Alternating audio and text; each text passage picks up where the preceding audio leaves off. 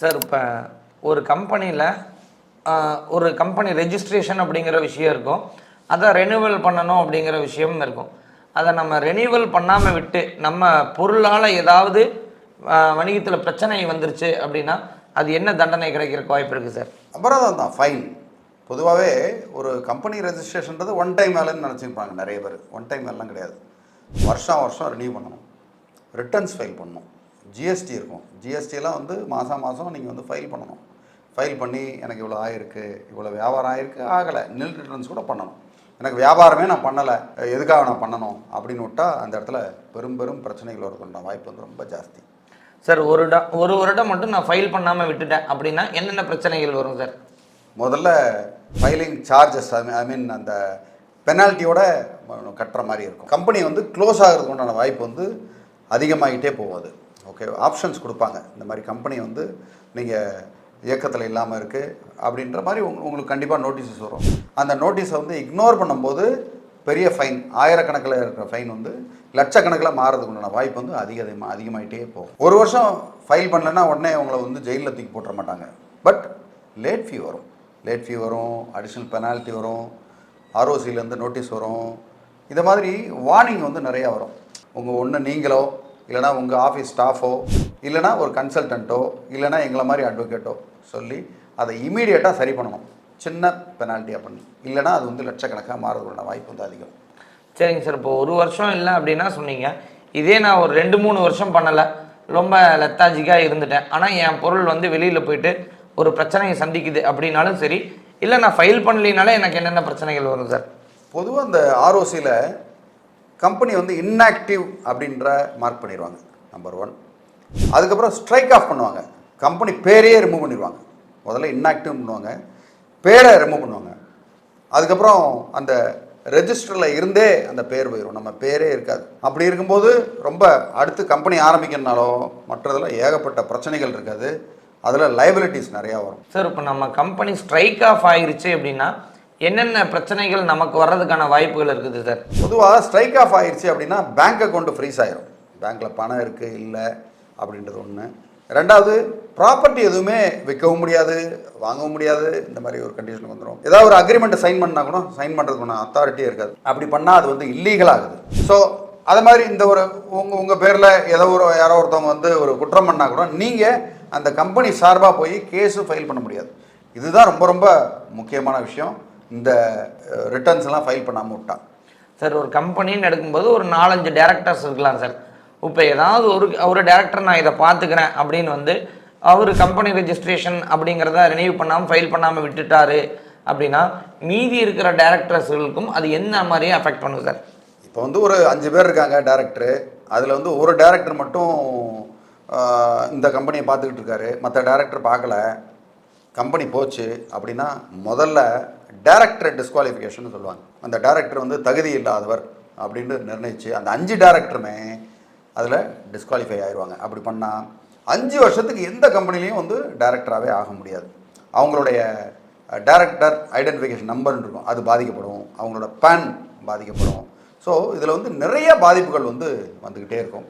அவங்க வேறு தொழில் செய்ய முடியாத அளவுக்கு வந்துடும். ஏன்னா ஒரு கம்பெனி நல்லா நடந்திருக்கும், இன்னொரு கம்பெனி வந்து போச்சு அப்படின்னா சும்மா டம்மியாக இருக்கிற கம்பெனி நீங்கள் வந்து அதில் இருக்கிற டேரக்டர் வந்து டேரக்டர் டிஸ்குவாலிஃபிகேஷன்னா இதுலேயும் போயிடும். ஸோ இந்த கம்பெனி இன்ஆக்டிவ் ஆகிரும், அப்புறம் 5 வருஷத்துக்கு ப்ராப்ளம் தான்.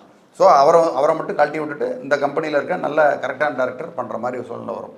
அதில் நிறைய இடியாப்பச்சுகள் வர்றதுன்ற வாய்ப்பு வந்து ரொம்ப ரொம்ப அதிகம். சார், இப்போ ஃபைன், லேட் ஃபீ இப்படி இதெல்லாம் சொல்கிறீங்க, சரி, இதெல்லாம் ஒரு அபராதம் அப்படிங்கிறது எந்த அளவுக்கான அபராதமாக இருக்கிறதுக்கு வாய்ப்பு இருக்குது சார்? லேட் ஃபீயை பொறுத்த வரைக்கும் டெய்லி லேட் ஃபீ இருக்குது எல்லாத்துலேயுமே.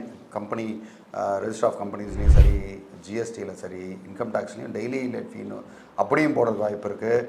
அதுக்கப்புறமா பார்த்தீங்கன்னா அது வந்து அக்யூமுலேட் ஆகிட்டே இருக்கும்.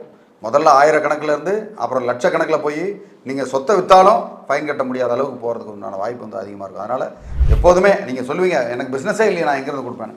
பிஸ்னஸ் இல்லை இருந்தாலும் நீங்கள் உங்கள் கடமையை நீங்கள் செஞ்சு தான் ஆகணும். இந்த இடத்துல சப்போஸிங் பிஸ்னஸே இல்லாமல் 5 வருஷம் போய் பெரிய ஃபைன் வந்ததுன்னா இருக்கிற நம்மக்கிட்ட கையில் பாக்கெட்டில் இருக்க பணத்தெல்லாம் கொடுத்து இல்லை சொத்துக்களை விற்று பண்ணுற மாதிரி சூழ்நிலை கூட வர்றதுக்குண்டான வாய்ப்பு வந்து ரொம்ப அதிகமாக இருக்குதுல்ல. சார், இப்போ நீங்கள் சொன்னதுலேருந்து நான் ஒரு கேள்வி கேட்டுக்கிறேன்.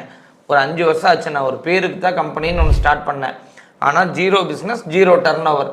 இப்போ நான் இந்த இடத்துல கண்டிப்பாக ஃபைல் பண்ணியே தான் ஆகணும்னு விதி இருக்குதா, இல்லை இதுக்கு லிபரேஷன்ஸ்லாம் இருக்குங்களா சார்? கண்டிப்பாக நெல் ரிட்டர்ன்ஸ் ஃபைல் பண்ணியே ஆகணும். நெல் ரிட்டர்ன்ஸ் ஃபைல் பண்ணாமல் நான் எதுவுமே வியாபாரமே பண்ணலைனாலும் அதுவும் ரிட்டர்ன்ஸ் அது ஃபைல் பண்ணணும். ஃபைல் பண்ணிவிட்டு அதெல்லாம் ரொம்ப எளிதாக ஆன்லைனில் பண்ணுறது தான் பல இது. அது முதல்ல தெரிஞ்சுக்கணும். இதெல்லாம் தெரியாமல் ஒரு கம்பெனியெல்லாம் ஆரம்பிச்சுக்கிட்டு நாளைக்கு வந்து பிரச்சனை வரக்கூடாது. இல்லை அப்படின்னா யாராவது ஒருத்தவங்களை நியமிக்கணும். அந்த நியமிச்சால் கரெக்டாக பண்ணுறாங்களான்னு ரிட்டர்ன்ஸ் ஃபைல் பண்ணுறாங்கன்னு பார்க்கணும். யாரையும் இன்னொருத்தவங்களை ப்ளேம் பண்ணிவிட்டு அவர் தான் தப்பு பண்ணார், சிஏ தான் தப்பு பண்ணார், கன்சல்டன்ட் தான் தப்பு பண்ணாருன்னு நீங்கள் சொன்னீங்கன்னா கடைசியில் பாரம் வந்து உங்களுக்கு தானே தவிர அடுத்தவங்களுக்கு கிடையாது.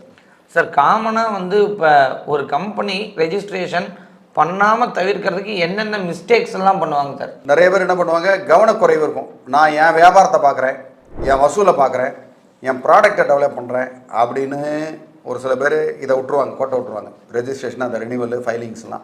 ஒரு சில பேர் வியாபாரமே பண்ண மாட்டாங்க, ஒரு பேருக்கு தொழில் ஆரம்பிச்சுட்டு விட்டுருவாங்க. ஒரு சில பேர் யாரோ நம்ம ஃப்ரெண்டு ஆரம்பித்தார், நம்ம பேரையும் கூட சேர்த்துக்குவோம் அப்படின்ட்டு லைபிலிட்டி இவருக்கும் சேர்ந்து வரும், கடன் இவருக்கு சேர்ந்து வந்துடும். இந்த மாதிரி பல்வேறு விதமான விஷயங்கள் இருக்குது. இதில் ஒரு சில நேரங்களில் கன்சல்டண்ட்டை நம்பி விட்ருவாங்க. கன்சல்டண்ட்டு இல்லைனா அது சம்மந்தமான சார்ட்டர் அக்கௌண்ட்ஸோ அவங்க நம்பி விட்ருவாங்க, விட்டுட்டு அவங்க பார்த்துக்குவாங்கன்னு. அவங்க கவனக்குறைவாக இருந்தாலும் பிரச்சனை கம்பெனி ஆரம்பித்தவங்களுக்கும் அந்த கம்பெனி ஓனர்ஸுக்கும் தான். அதனால் இதில் கண்ணுங்கருத்துமாக கவனமாக தான் இருக்கணும். சார் இப்போ ஒரு பெரிய கம்பெனி இருக்குது அப்படின்னா அந்த பெரிய கம்பெனி நிறைய ஆட்களை வச்சு பண்ணுவாங்க. ஆனால் ஒரு சின்ன கம்பெனி அப்படின்னு வரும்போது அவரே தான் ஓனர், ஆனால் அவரே தான் லேபர் அப்படிங்கிற ஒரு நபர் கம்பெனிலாம் நிறைய இருக்குது. அந்த ஸ்மால் பிஸ்னஸ் ஓனர்ஸ்க்கு உங்களோட அட்வைஸ் என்ன சார்? இதில் வந்து செக்லிஸ்ட் போட்டுக்கணும். ஸ்மால் பிஸ்னஸ் ஓனர்ஸ் இந்த கம்பெனி ஆரம்பித்தோன்னா ஆரம்பித்ததுக்கப்புறம் எதெல்லாம் ரிட்டர்ன்ஸ் ஃபைல் பண்ணணும், என்றைக்கு பண்ணணும், அதுக்கு எவ்வளோ செலவாகும், என்ன மெத்தடு, ஓகே அப்படின்றத கரெக்டாக கேலண்டரில் எழுதி வச்சு அப்பப்போ அதை அவங்க செஞ்சு தான் ஆகணும். சின்ன பிஸ்னஸ்னால் கம்மியாக தானே வேலை இருக்கும், அதெல்லாம் தெரிஞ்சுக்கணும் இல்லையா? எல்லாத்தையும் தெரிஞ்சுக்கிட்டு அவங்களே பண்ணால் இன்னும் பெட்ரு. வேற ஒருத்தவங்களை நம்பி பண்ணாலும் அவங்க பண்ணுறாங்களான்னு கண்காணித்து அதை கரெக்டாக அதை கேட்டேப்பா எனக்கு ரசீதை கொடு அப்படின்னு கேட்டு வாங்கி வைக்கிறது புத்திசாலித்தனம். ஒரு உதாரணத்துக்கு வந்து 1ஆம் தேதி பண்ணணும் அப்படின்னா 10 நாளைக்கு முன்னாடியே ரிமைண்ட் பண்ணி இதை பண்ணிட்டீங்களா, அதுக்கு உண்டான ஆதாரத்தை கொடு அப்படின்னு கேட்டு அந்த ஆதாரத்தை வாங்கி வச்சா தான் சேஃப்.